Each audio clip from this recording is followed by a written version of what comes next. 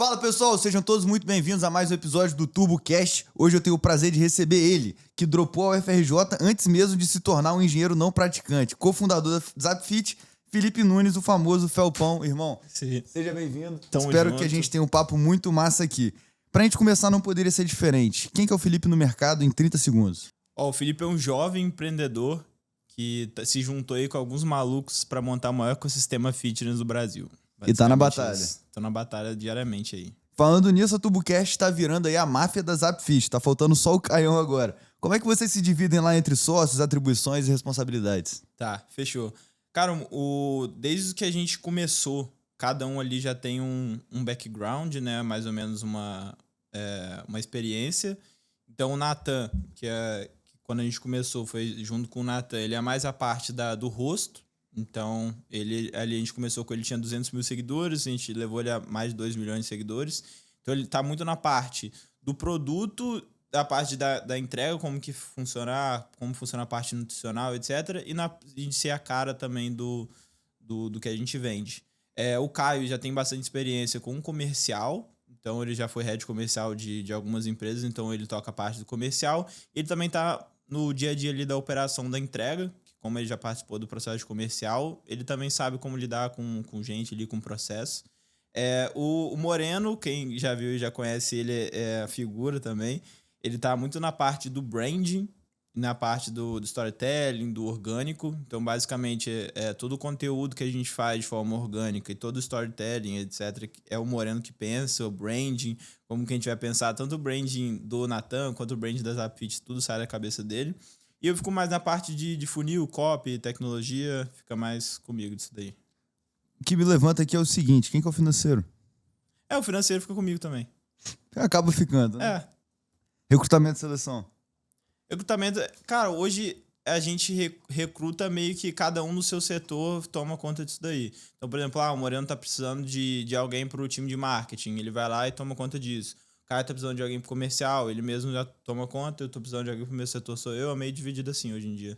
Cara, na prática a teoria é outra, e quem tá escutando pode até pensar, poxa, que empresa desorganizada, não tem nada funcionando. Vai lá ver quanto os caras estão faturando e o negócio que eles estão construindo. E aqui na Turbo foi muito assim também. Quando eu vim pra fundar junto com o Rodrigo, o Vitor tava na Get Power, falei, cara, eu acho que eu sei tocar financeiro e venda aqui eu resolvo, eu faço o que tem que fazer e ao longo do tempo a gente vai ajeitando essas pontas. Mas hoje eu vejo que vocês estão no momento de já construir um organograma um pouquinho melhor, né? Quem que é diretor, quem que é gerente, etc. Tá nesse processo? O que vocês têm feito nisso? Exato. Eu acho que é algo muito... Quando você olha para uma empresa de fora, você sempre vê. Tipo assim, a gente sabe exatamente o que a gente está fazendo errado. Então você fala, nossa, você é muito burro, olha o que você está fazendo. A gente sabe exatamente o que a gente está fazendo errado. A gente sabe exatamente o que a gente tem que fazer para resolver isso. Só que o nível que a gente conseguiu crescer o negócio... Na velocidade que a gente cresceu em 9 meses, eu conheço poucas pessoas que saíram de um negócio do zero em 9 meses para um faturamento de mais de 500, 600 mil reais por mês. Isso com zero experiência de business, que é o nosso background. Então, tanto eu, tanto o Caio, tanto o Moreno quanto o Nathan, a gente já teve um passado, mas nada de um negócio grande, um business com gente. Tipo, hoje a gente já está mais ou menos com umas 40 pessoas. Então, antes a gente não teve nada próximo disso. Então, é muito fácil falar, isso aqui tá errado, isso aqui tá certo. Mas, cara, isso aí, inclusive, era uma pauta que a gente estava conversando hoje na empresa, que é sobre o roadmap. Então, acho que é muito importante ter desenhado o roadmap, porque às vezes você tá muito no dia a dia ali. O que tem para fazer hoje? O que tá mais pendente? E durante os primeiros 7 meses, eu acredito, foi assim, o que tem para fazer hoje? Como tá o faturamento? Vamos vender? Vamos entregar? E nos últimos 2, 3 meses, a gente está com muito foco no estratégico. Então, inclusive hoje, a gente estava batendo muito sobre o nosso roadmap. E na nossa rotina da semana, tem 2 vezes por semana que a gente tem que conversar 2 horas só sobre o nosso roadmap. Então, por exemplo, do financeiro. Qual que é o nosso roadmap para o financeiro? Tem um financeiro mais organizado. Tem uma pessoa que faz recrutamento e seleção. Tem uma pessoa que faz mais DRE. Então, tipo assim, no início, eu fazia o financeiro inteiro. Depois eu coloquei uma estagiária que tocava algumas partes. E agora a gente está contratando uma pessoa mais profissional. Então, acho que você entender o que deve ser feito é mais importante do que só sair fazendo as coisas. Então é o que a gente está buscando hoje em dia. Definitivamente, tem uma frase que eu gosto muito que é progresso depois ordem. Mas se você fica nesse loop para sempre, você quebra o seu negócio. Porque a empresa, ela nunca... Isso é muito bacana, o pessoal do G4 que fala, tá? Você nunca vai quebrar quando você tá no morno. Você vai quebrar ou quando você tá crescendo muito ou quando você não tá vendendo nada. Se a empresa ela tá ali, ok, tudo certo, as coisas não acontecem. Agora, quando você tá crescendo muito rápido, se você vai só nessa progresso e depois ordem, se a ordem não chega, se eu não tenho um planejamento estratégico, se eu não tenho um roadmap definido, você vai se gargalar na própria operação e acaba quebrando no sentido de que você não consegue ficar apagando incêndio o dia inteiro. Então, em algum momento, a gente tem que profissionalizar a companhia e eu vejo que vocês estão exatamente nesse processo agora. Então, assim, é do caralho, é tipo incrível mesmo, mas tem que dar aquela dica. Ou organiza a casa ou morre todo mundo na praia. certeza. E eu tô falando isso porque a gente tá fazendo isso nesse exato momento aqui na Turbo. Crescendo, vender mais. Só que em algum momento, ou você tapa o balde, ou o balde furado também não resolve problema nenhum. Então, assim, é equilibrar vários pratos ao mesmo tempo e é muito bacana ver a humildade que vocês têm de, porra, é isso mesmo, tá errado, vamos resolver. É isso. Porrada. Quais foram os... isso aqui é bacana. Quais são... Eu vou fazer agora, igual o take que o nosso clipador mandou fazer, sem eu ler aqui, tá? Eu sei que vocês gostam da caneta, mas o pessoal tá me remediando aqui. Quais são os maiores desafios que vocês enfrentam na Zapfit hoje? Eu acho que eu vou botar um maior desafio, tá? O maior desafio é entender como equilibrar o faturamento que a gente já tem hoje com o futuro que a gente quer chegar. Então, por exemplo, a gente tem um faturamento X e a gente sabe que se a gente coloca energia no dia a dia para bater um faturamento maior, a gente consegue.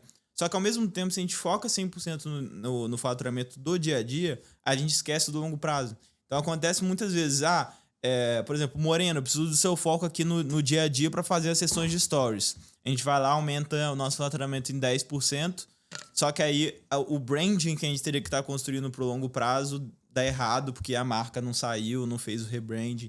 Então o maior desafio é saber equilibrar o curto e longo prazo para a empresa ela crescer, mas ao mesmo tempo você não acabar comendo muito sua mágica, é o que acontece com a empresa que cresce muito rápido. Então acho que é isso. Cara, e você falando, eu só lembro de Turbo, porque a gente vive exatamente a mesma coisa. Quem conhece a tese mais a fundo sabe, né? A gente torna a vida de quem quer vender online mais fácil e rentável e aproveita desse know-how para construir as marcas da próxima geração. Então a tese sempre foi equilibrar essas duas coisas. O meu presente, que é o meu curto prazo, que é a agência. Você já foi dono de agência, você sabe muito bem como é a operação. E do outro lado, eu preciso de ter tempo e minha cabeça pensando em como que eu vou construir as marcas da próxima geração. Agora, como que eu cuido de churn, boleto atrasado, inadimplência, contrato gente, cobro o gestor que não está trabalhando, enquanto faço várias marcas ao mesmo tempo. Então você fica nessa. E quanto mais você foca no curto prazo, porque dá dinheiro, tá? E aí falando do seu negócio e do meu também. A agência dá dinheiro. Eu posso faturar mais, eu posso gerar mais caixa, eu posso botar, sei lá, um aporte para cada sócio por mês de cash flow com a agência. Mas a gente sabe que não é o que a gente quer para o futuro. Como que eu abro mão de dinheiro do presente para construir algo maior? Imagino que vocês internamente... Equilibrar esse prato é o E como é que vocês lá entre dia sócios conversam sobre isso? Porra, vamos botar menos dinheiro no bolso para focar no negócio. Como é que você consegue ter esse tipo de conversa lá? Exatamente, eu acho que a questão em si não é nem só o dinheiro, eu acredito que é a energia. Então, eu acho que o bem que uma empresa mais tem, valioso, é a energia dos sócios dentro da operação. Então, eu acho que saber equilibrar essa energia no lugar certo é o que faz evoluir bizarramente. Porque a gente sabe que no futuro, hoje a gente saiu de um... Tipo assim, a gente meio que tá sempre em metamorfose. Então, quando a gente começou com a Zapfit, a gente era apenas um infoproduto que a gente vendia no Instagram de um expert. E aí, nisso, a gente já começou um pouco mais rápido do que outras pessoas do mercado a fazer essa despersonificação e focar na marca e focar em produto. É o que pouca gente faz. Só que a gente perde margem nisso. Então, por exemplo, eu conheço várias pessoas do infoproduto que quer ter margem de 70%, 80%, se gabando por isso, mas o cara tá no teto ali que ele não passa de 1 milhão de faturamento nunca, e ele nunca vai passar disso, porque ele é apenas um funil de infoproduto. Então, a gente sabendo desde o início, isso ajudou muito. Só que a gente tem que saber controlar essa energia para os sócios conseguirem deixar o faturamento, óbvio, não cair a peteca, não deixar o faturamento lá para merda, senão não tem como pagar ninguém, mas também pensando a longo prazo, pensando na marca, porque a gente sabe que se você olha as grandes empresas, ninguém depende apenas de um funil, apenas de uma imagem, apenas de um expert. Então, acredito que saber olhar para fora, não olhar só para dentro do mercado digital, é o que mais ajuda a gente hoje em dia. E, cara, assim, até falando uma coisa que eu tomei um susto, né? Quando eu descobri que o Moreno tinha 22 anos e depois você tem uma idade parecida, eu tomei um tapa por esse nível de maturidade que vocês têm. Então, assim, cara, como é que você, do nada, saiu de zero, agora faturando, sei lá, 600, 700 pau com infoproduto, como muita gente já fez, e desde a primeira conversa que a gente teve, vocês já estavam pensando nisso. Cara, como é que eu reduzo dependência de canal? Como é que eu crio um negócio? Como é que eu crio equity? De onde que vieram essas provocações, assim? Foram mentores, foram amigos de fora, ou vocês já começaram esse negócio com a tese clara que vocês queriam fazer? Eu acho que isso foi tanto meu quanto do Rafael, né? Eu falo eu, Rafael, porque a gente começou antes há mais tempo, então a gente é sócio já tem mais de 5 anos que a gente é sócio, e o Rafael, depois a gente conheceu o Caio, a gente conheceu o Natan para formar a Zapfit, mas eu acho que isso sempre esteve na nossa cabeça, a gente sempre, pelo menos falando de mim, né? O Rafael pode falar dele depois. Eu sempre quis construir algo muito grande. Então, eu sempre, quando eu via grandes empresas, eu via grandes negócios, eu via grandes empreendedores, eu me inspirava muito naquilo. Então, sempre foi um sonho meu ser um grande empreendedor. Sempre gostei muito de assistir Shark Tank, sempre, quando outras pessoas ficavam assistindo outras coisas, eu gostava de assistir essas coisas de empreendedorismo. Então, sempre foi meu sonho ser empreendedor desde sempre. Então, eu olhava para essas pessoas, admirava e via o que elas estavam fazendo de certo. Durante esse meio tempo, acabei descobrindo agência de marketing digital, e eu fui onde o caminho foi me levando. Mas o final eu já sabia onde que era que eu queria chegar. Então, desde o do início, quando a gente começou a Zapfit, a gente já chegou com essa ideia, desde o dia 1, que a gente não queria apenas ser um projeto de infoproduto que ia faturar ali com expert e acabou. Que a gente queria ser uma empresa, uma marca que ia ser relevante no mercado. Sempre foi a nossa ideia. Caralho. Cara, e esse modelo de vocês de trazer nutricionistas como sócio, né? Eu entendo que, poxa, vai muito dessa ótica de produtor e coprodutor, só que vocês estão levando isso para um outro patamar, realmente trazendo profissionalismo para um mercado que ainda é muito amador, né? Quando a gente olha para o cara que é coprodutor, às vezes o cara faz 3, 4 milhões no mês, mas não faz a puta ideia do que ele tá fazendo. É selvagem, amador total. Da onde que veio essa ideia de trazer os caras como sócio e não só revenue share? E como é que vocês operacionalizam isso, cara? Tá, qual que foi a nossa visão quando a gente surgiu? A gente olhou outros modelos de negócio, então a gente começou com o Natan, um sonista, vendendo um produto. Só que aí a gente já, com essa visão de futuro, a gente via que o negócio que dependia da imagem de uma pessoa não ia ter equity. Então a gente não ia conseguir vender, a gente não ia conseguir ter investimento. A gente pensando nisso, a gente começou a olhar outras empresas que tinham modelos de negócio parecidos com a nossa e o que elas faziam para poder despersonificar. Então, a gente teve a ideia de influenciador, a gente rodou influenciador, não foi um funil que deu tanto certo pra gente. Pode falar, tem vários motivos que não deram errado, mas o que deu certo foi colocar o nutricionista, que a gente se baseou no modelo da Fluency Academy, que é uma empresa do digital, do Ravi e do Fim, que era uma empresa do digital. Foi exatamente a mesma história, começou um expert, um produto, se tornou uma empresa com várias pessoas divulgando. Então, eles têm, eu acho que 30 e poucos professores hoje. Fatura quanto esse cara hoje? É porrada grande, cara, né? Tipo, tá mais de 100 mil ano. Mais. O valuation foi definido em 1,4 bilhões, o último investimento que eles receberam. Quando foi isso? Foi final do ano passado, se eu não me engano. Caralho. Mas deve estar 20, 30 milhões mês. É bizarro. Bizarro. E aí, nesse mesmo assunto, quais são as vantagens e as desvantagens de ter um nutricionista como sócio? Cara, a principal vantagem, eu acho, que é ancorar a autoridade dele. Por quê? Porque, pelo menos hoje, do modelo de negócio que a gente tem, as pessoas compram o nutricionista. Então, tipo assim, ela não quer comprar uma dieta e um treino. Ela compra porque ela acreditou que aquele nutricionista vai mudar a vida dela. O método daquele nutricionista vai mudar a vida dela. Então, por isso que um dos motivos dos influenciadores não terem funcionado é a gente não ter conseguido dar o valor o suficiente para o produto sem a metodologia do nutricionista. Então, acho que é basicamente isso. A principal vantagem é essa. A principal desvantagem é lidar com pessoas. Então, você tem mais sócios e é mais difícil lidar. Os caras, amo aí meus nutris aí, mas os caras são meio bem doidinhos da cabeça, né? E com 1 é fácil, com 3 é mais difícil, com 10 fica um pouco mais complicado. Com 30, com 100, então, ferrou. E o caminho é esse. Mas, cara, como é que vocês tocam a parte de tecnologia hoje? É time interno, freela, GPT? Como é que vocês têm feito isso? Tá, desde o início, como a gente falou, a tecnologia sempre foi pra gente algo muito importante, porque a gente sabe que escalar dietas e treinos personalizados, com um monte de nutricionistas fazendo, é coisa de doido. Então a gente tem hoje mais ou menos uns 18 estagiários, mais, tipo, juntando estagiário mais profissional. Na média, um time de 18 pessoas, que é um time que tem um custo bem caro. Então a gente sempre soube que para escalar muito, a gente precisava de um negócio que não escalava o custo junto. Então a gente sempre soube que a IA, que a tecnologia ia ser o ponto principal pra gente. Então, quando a gente começou, a gente montou todo o nosso fluxo de tecnologia dentro do WhatsApp, que é algo que foi muito interessante. Então, é algo que a gente... Principalmente o Natan chegava pra gente e falava, pô, quando a gente lançou o Zapit, eu quero ter um acompanhamento, mas eu quero que seja um acompanhamento fácil de usar, que o pessoal use. Porque é um dos maiores problemas, que as pessoas assinam produtos de emagrecimento, assinam produtos fitness, e elas não usam. Por quê? Porque, comprei, aí tem que entrar no e-mail, aí tem que ver a senha, aí tem que ver não sei o quê, tem que entrar na plataforma, tem que assistir não sei quantas aulas, e as pessoas não fazem. Você vê dos cursos hoje em dia no Brasil.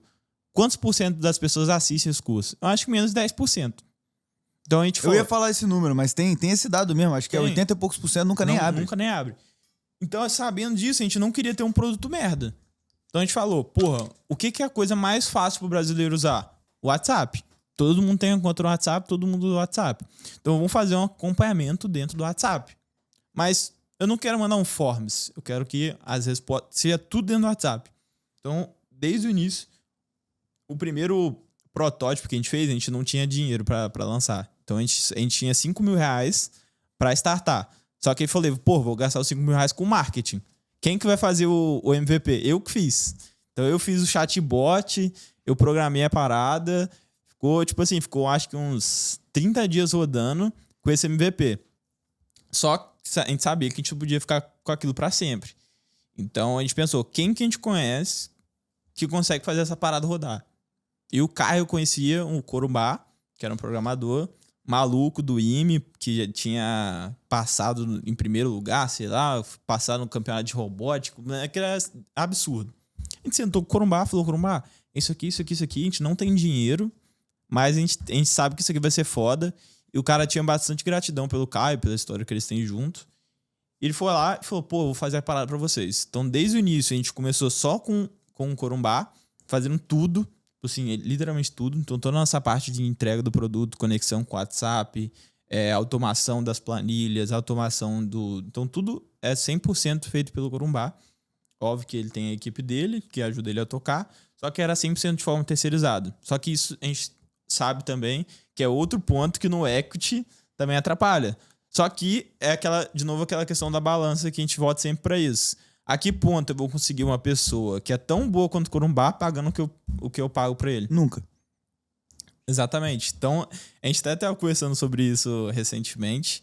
E eu acho que montar um time onde eu consigo um custo baixo, mas que ele consiga tocar e fazer ele comprar a ideia e entrar no projeto junto com a gente, ou pagar mais ele, seja o que for, acho que é o essencial pra gente hoje, pra gente montar de forma interna, que é essencial. Se a gente não tiver esse time interno, a gente tá fudido, pra gente conseguir tocar essa tecnologia, mas basicamente foi isso. E aqui volta, galera, acho pra importância de você manter bons relacionamentos na sua vida e com pessoas inteligentes. Que acho que eu vou até reparafrasear esse corte aqui. E aqui, galera, volta o ponto de como é importante você ter boas conexões na sua vida e estar perto de pessoas inteligentes que podem te agregar de alguma maneira. Não sei como é que o Caio conheceu esse Corumbá, pode ter jogado alguma coisa na internet, fazendo algum projeto juntos, mas olhe como manter a relação com ele foi, indispensável para que a Zapfit estivesse aqui hoje operando.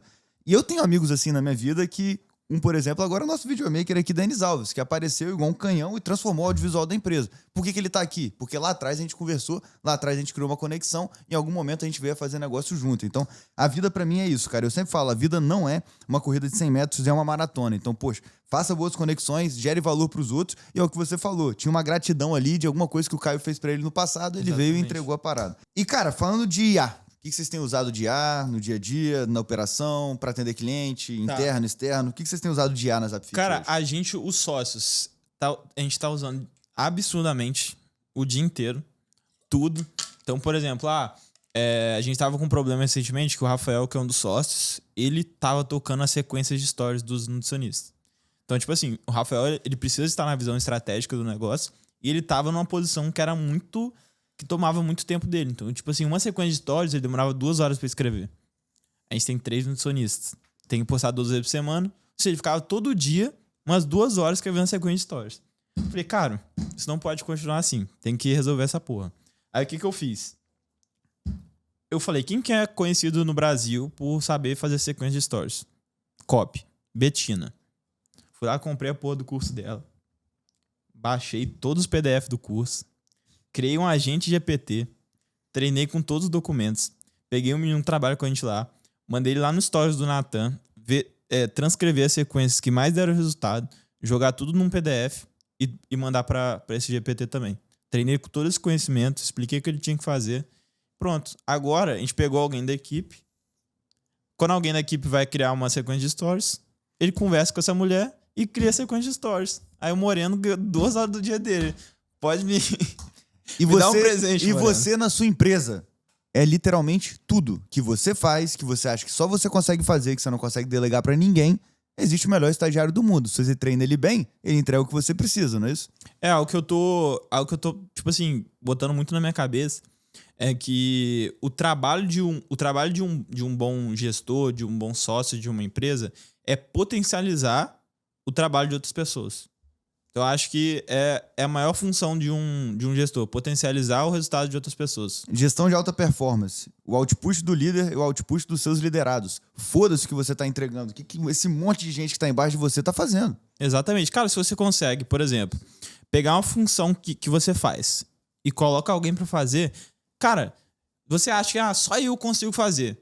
Se você para 3 horas do seu dia, treina um GPT com seu conhecimento, passa esse GPT pra pessoa, você ganhou quantas horas no mês, porra? Não, eu tava fazendo a conta aqui. Você falou que eram 2 horas pra 3 nutricionistas 3 vezes na semana. 3 vezes 3, 9 vezes 2, 18 horas. Se o cara trabalha 60 horas, 33% da semana dele era só pra isso. Vou te cobrar, Moreno.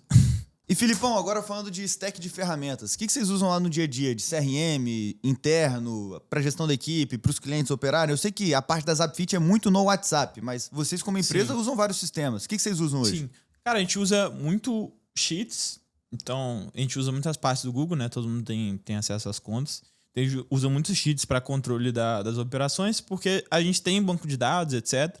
Mas pro estagiário ali conseguir usar, não mexer no banco de dados, apagar tudo e fazer merda, a gente tem um Sheets que a gente controla todas as operações. Então, dados, parte de controle de entrega do time, tudo a gente usa muito Sheets. Docs, ChatGPT, e acho que é isso. Bem CRM simples. no uso? De dentro da equipe, não. E gestão de tarefa da galera? ClickUp, Monday, nada? Nada. É muito raiz. Raiz. Como escalar a operação de vendas e da Zapfit como um todo, mantendo toda essa galera no WhatsApp? Cara, eu acho que onde a gente tá botando 100% da energia hoje é pro funil de tráfego. Por quê? Até nego me criticava, me crucificava. Pô, como que vocês não rodam tráfego? Gente, a gente saiu de 0 para 400 mil em 2 meses. Foi em 2 meses o Natan tinha 200 mil seguidores. Do nada ele foi para 1 milhão. Com não sei quantos mil leads chegando por dia no WhatsApp. O vendedor, tinha que colocar vendedor, tinha que colocar a gente para entregar. Loucura. Só que o que acontece? Como a gente não tinha tecnologia, o nosso custo de entrega era muito alto. E ele escalava cada vez mais. Então ele começou custando 7% do faturamento, 8%, 10%, 12%, 14%, chegou até 15% do faturamento. Por que ele aumenta? Porque aí você precisa colocar mais um gestor em cima daquele, um gestor. Então ele não aumenta. Quando o sócio para de ser o gestor, a margem piora muito. Piora. Então acabou piorando cada vez mais a nossa margem da parte da entrega. E se a gente tivesse que rodar tráfego pago para isso, nosso ROI precisaria ser muito maior do que o ROI normal, porque a gente tem um custo de entrega muito elevado. E o nosso ticket médio é baixo. Então a gente teria esse problema. A gente não tem outro produto para oferecer para o cliente, então a gente não tem LTV. Então o nosso CAC ele tinha um limite, um teto muito baixo. Então para a gente poder investir no tráfego pago fazer sentido, teria que, tipo assim, ter um ROI absurdo que não faria sentido. Então, como a gente botou muita energia na tecnologia, a gente está para a próxima semana a gente conseguir implementar em praticamente tudo da entrega. Obviamente, tem que ter aval de um nutricionista, etc., até por conta da lei. Mas a gente quer botar jogar esse custo ali para 8%, voltar ali para 7, 8%, e aí dá muita margem para a gente poder escalar no tráfego. Então a gente está com bastante funil pronto para já gravar semana que vem de VSL, que eu acredito que para esse nicho é o que faz mais sentido, para a gente estourar aí para triplicar o faturamento em questão de 2 meses. E tudo no WhatsApp ainda?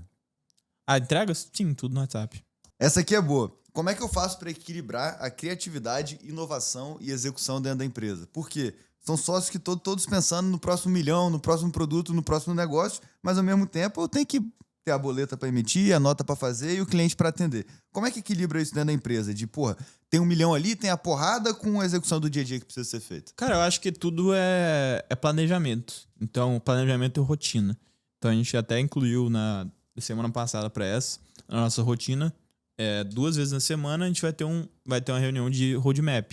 Então, desenhar cada área da empresa. Por exemplo, a área do financeiro. O que está errado no financeiro? O que a gente quer? Então, qual que é a visão pro financeiro? O financeiro tem que ser daqui a 1 ano, ele tem que estar assim.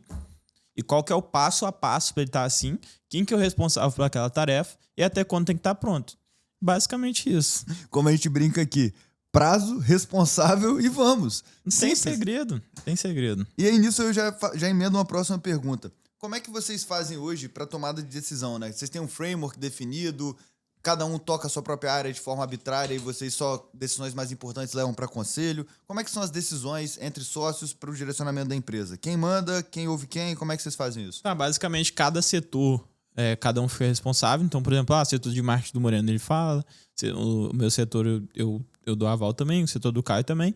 Só que a gente tem até o momento tem uma relação muito boa. Então, basicamente, quando a gente tem o Moreno, por exemplo, ele tá com um problema muito grande na área dele, ele fala, pô, tô com essa merda aqui, subi muito o meu custo, coloquei mais gente, não tá dando certo. Não sei, tipo assim, por exemplo, essa questão que o Moreno tava gastando muito tempo com copy. Falou comigo, falei, pô, deixa eu te ajudar, dou uma mãozinha aqui, pum, resolve. Mas não tem esse negócio de, a pessoa tal toma a decisão. Mas, por exemplo, investir em tráfego agora ou mês que vem? Como é que vocês fazem isso? Em conjunto. E aí vocês reúnem uma vez por semana? Porque agora você falou 2 vezes por semana. Agora, mas e antes? Antes era na... Cachorrada. Cachorrada. Doideira. Muito raiz. E, cara, como é que vocês fazem para manter uma equipe crescente, motivada? O que vocês fazem no que tange a cultura? Como é que vocês fazem para, de fato, treinar, alinhar e motivar essa galera que trabalha com vocês? Tá. Cara, cultura é algo que a gente também tá bem defasado. Como a gente começou muito na loucura, a gente acabou não montando um processo de onboarding, não montou um processo de treinamento, de, tipo assim, all hands com todo mundo. Então acaba que é mais no dia a dia ali mesmo. A gente tem líderes por setor. Então, basicamente, a gente tem muita gente do setor de entrega, então, que é estagiário, nutricionista, profissional de educação física. E aí a líder do setor, que é a head, ela fica responsável ali por manter o público dela engajado e já era. Aqui vocês não têm um problema, não vai demorar. Falando sério, de tudo que você me falou, isso é o que mais me preocupa. Eu também acho. É o que mais me preocupa. Mas já tem até no roadmap que a gente desenhou, pra gente meio que... Isso foi uma visão que a gente teve, de fazer meio que um evento da Zapfit pra meio que quebrar essa narrativa. Então, tipo assim, tudo que a gente fez até agora, quem já tá lá, não tá com uma cultura top, porque a gente não construiu essa cultura. Então, fazer um choque, tipo assim, um evento chamado Zap Day, foi o que a gente pensou, pra fazer um choque de cultura, pra implementar isso, tipo assim, dentro da cabeça de todo mundo de uma vez, e aí desenhar o processo do dia a dia de onboarding, um processo de quinzenal pra ter algo de cultura, pra poder todo mundo ter esse alinhamento. Acho que é isso. É por aí. Filipão, se tivesse 10 mil reais hoje pra começar um negócio sem o Natan, sem nada, o que você faria?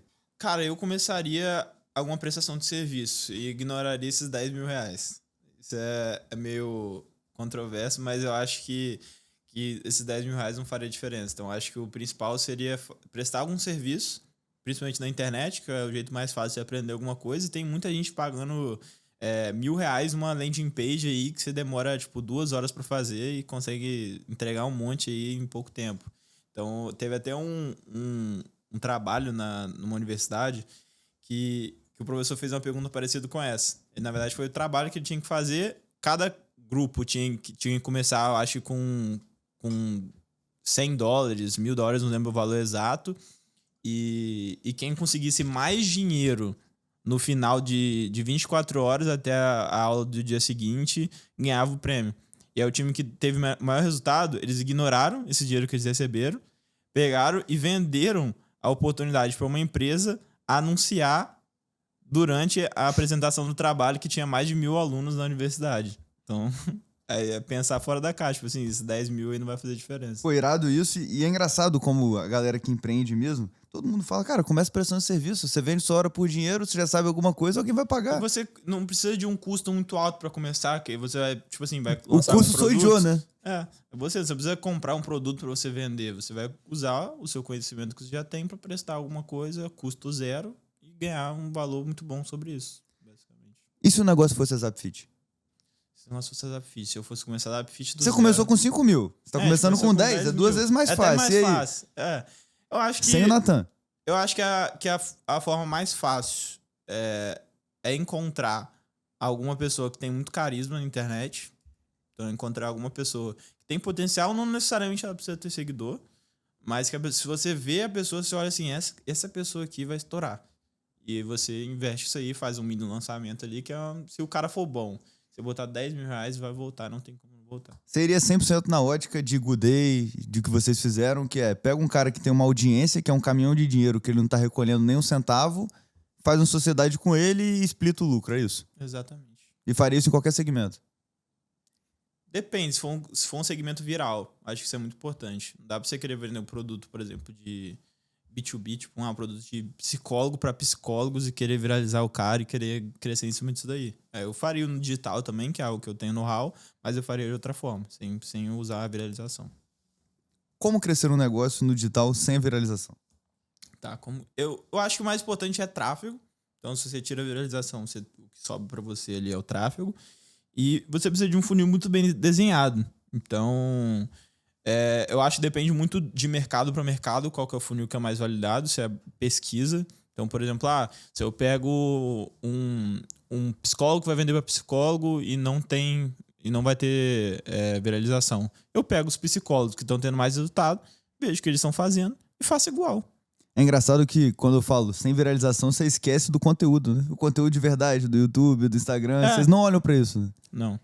É só viral e pau. É viral e foda-se. Porque quando eu penso cara, eu vou construir um ABM aqui, eu vou ter um conteúdo falando sobre o negócio e vou tentar vender pro cara. Isso eu tô pensando a curto prazo. Então, pensando a curto prazo, tipo assim, eu tenho esses 10 mil, eu preciso crescer. Porque, cara, se você não cresce um negócio rápido o suficiente, pelo menos isso foi... Eu falo com essa perspectiva, até porque a gente começou com R$0 e dependendo que aquela porra desse dinheiro, senão a gente não tinha dinheiro pra pagar a conta. Então, eu penso essa forma de multiplicar o dinheiro o mais rápido possível pra empresa não morrer, entendeu? Cara, isso é muito engraçado, que eu tava até discutindo isso com o Rodrigo e com o Vitor há pouco tempo atrás, que quando a gente começou a Turbo, botou todo o dinheiro que a gente tinha, trabalhava em cima de um boteco, muitas das vezes eu tinha mais tesão de trabalhar do que eu tenho hoje. Mesmo com tudo sendo mais fácil, parece que naquela época a motivação era outra. Como que eu consigo... E aí, perguntando eu mesmo, André, como que eu consigo reviver e sempre estar animando essa motivação interna nossa para fazer as coisas acontecerem? Porque a partir do momento que elas deram certo, meio que a nossa missão foi cumprida aqui. E aí? Como é que eu me mantenho motivado nesse negócio? Eu acho que são duas coisas. Uma coisa importante para você manter motivado aí no trabalho depois que você começa a dar certo é botar alguma coisa em risco. Então, acho que o risco é um motivador que funciona com qualquer pessoa. E também ter uma visão mais a longo prazo do que realmente você quer. E não, tipo assim, não só, eu quero ter uma empresa boa. O que realmente você quer para a sua vida como pessoa física. Então, até uma pergunta que eu vi um cara fazer esses dias no podcast tenta responder quem você é sem responder o que você faz. Ninguém consegue responder. Então, pensa também em você, pessoa, o que você quer chegar e como que essa empresa faz parte do que você quer chegar como pessoa. E aí ia ficar fácil. Não tá na rodinha ali, rodando, vendendo. E pra onde que para a rodinha? Não para nunca, né? Você continua girando ali. Porrada. Quais são os próximos passos da Zapfit? Muitos. Só o que a gente citou aí tem uns 10 passos aí. Cultura, tecnologia, principalmente. A gente tá olhando muito para aplicativo, IA, também que é muito importante. Gamificação é algo que a gente tá olhando muito, porque, você olha o exemplo aí do Gym Rats.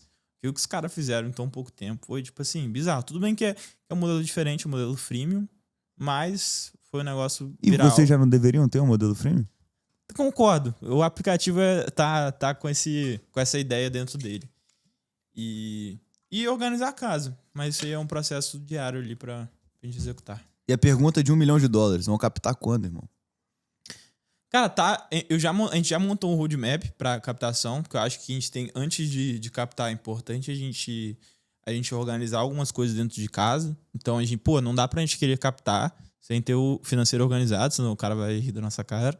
Não dá pra gente captar também sem ter um funil rodando de tráfego, porque basicamente o cara vai querer saber, qual que vai ser o CAC que eu vou ter, qual vai ser o meu retorno se eu botar $1 milhão aqui, onde vocês vão botar esse $1 milhão.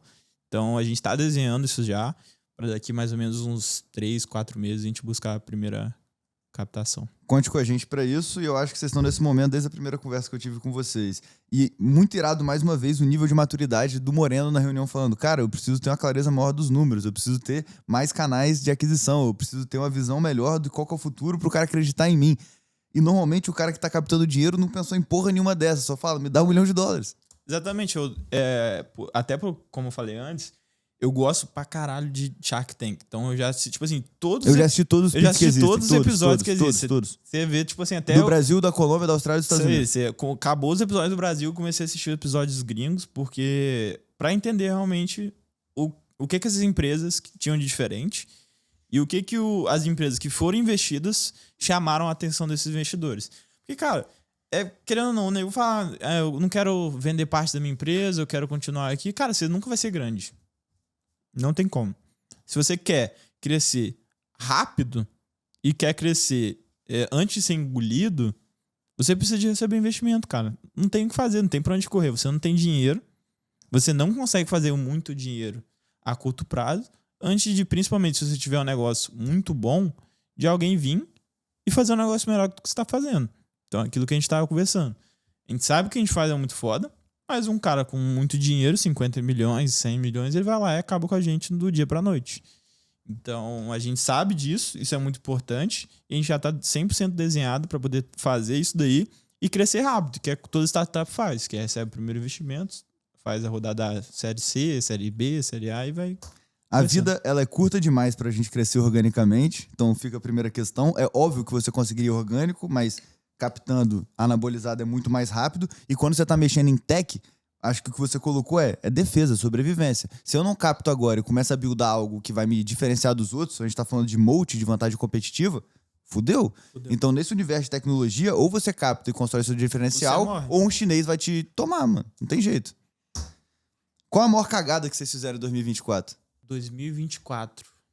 Eu acredito que foi investir em influenciador sem ter um bom planejamento antes. Então, tava sobrando muito dinheiro no caixa, né? Tava. A gente fez bastante merda. O que a gente fez na época? A gente olhou e falou, influenciador. Influenciador dá dinheiro, porra. Todo mundo ganha dinheiro com influenciador. A gente já ganha dinheiro com o que a gente faz hoje. Se a gente bota na mão do influenciador, vai vender pra caralho, foda-se. E vão fazer essa porra fazer. Aí o que a gente viu? A gente tinha algumas opções. A gente começou a olhar a gente mesmo contratar influenciadores. Então a gente começou a ver, só que eles estavam cobrando muito, muito caro. Então, muito caro, não fazia sentido. E a gente conheceu um cara muito bom, sério, trabalho muito bom. E ele conseguia todos os influenciadores muito mais baratos do que se a gente fosse atrás. Então a gente fez o teste, a gente foi falar com o influenciador, o cara falava e conseguia, 30% mais barato. Então a gente falou, o cara fazia sentido, porque ele conseguia mais barato. Os influenciadores são bons. Então vai vender. Então a gente só soltou. E a gente, assinou contrato de 3 meses. 40 pau por mês. E aí, 120 mil. Aí depois que a gente foi ver, já tava tudo rodando. Quando a gente foi ver o resultado, deu 80 mil no máximo de faturamento. Se aprende com os danos e não com os anos. Essa é outra frase muito boa. Nunca mais vai contratar influenciador, a não ser que você saiba exatamente por que você está contratando e qual é o resultado que você espera de cada um deles. Por isso que a gente vai fazer o GC, né? O GC é bom também. Filipão, pra gente matar as perguntas finais daquele jeito bate e volta. Quando eu falo sucesso, qual que é a primeira pessoa que vem na sua cabeça? Acho que é Elon Musk. Gosto. Elon Musk, The Machine. Livro que você mais indicou, deu de presente? Tá, esse aqui eu vou puxar um pouquinho, o Moreno vai falar que eu copiei ele depois. Mas também não sou o cara dos livros, já tentei ler alguns livros, não curto. Porque eu mais faço hoje em dia assistir, tipo, conteúdo gringo, principalmente TED Talk, assistir entrevista com fundador de startup, é o que mais faço hoje em dia. Não tem nenhum livrinho pra falar pra galera. Cara, eu li o que todo mundo já leu, né? Tipo, Segredo da Mente Milionária, Pai Rico, Pai Pobre. Aí, pô, todo mundo já leu essa merda. Te ajudou em alguma coisa? Cara, Trabalhe 4 horas por semana. Armas da persuasão. Como fazer amigo e influenciar a pessoa. é porque eu sou o cara mais prático. Eu gosto muito do conteúdo prático. Então, eu começo a ler o livro, o cara começa tipo assim, enrolar muito, já... não aguento mais, eu vou ver um podcast que eu Eu sou o curto cara mais. empírico também. Lugar que você ainda não foi, que é muito ir. Acho que tem bastante lugar. Nunca... eu viajei mais pro Brasil. Eu teria interesse em ir pros Estados Unidos. Tem que acho. ir, pô. Eu fui São eu Francisco, fui a primeira tem vez muita ano passado startup. também e, cara, é impressionante. Tem que ir. Pegar o Vale do Silício ali, conhecer um pouquinho. Eu Não curto. fui pra Califórnia, eu fui pra Flórida porque é meio que um ou outro, né? São dois exatos opostos ali. Filipão, 3 conselhos pro Felipe de 15 anos. Acredite mais em você. Então, eu acho que é muito importante. Porque às vezes você acaba escutando muitas pessoas que estão na sua volta, mas você tem que pensar mais em você, no que você quer.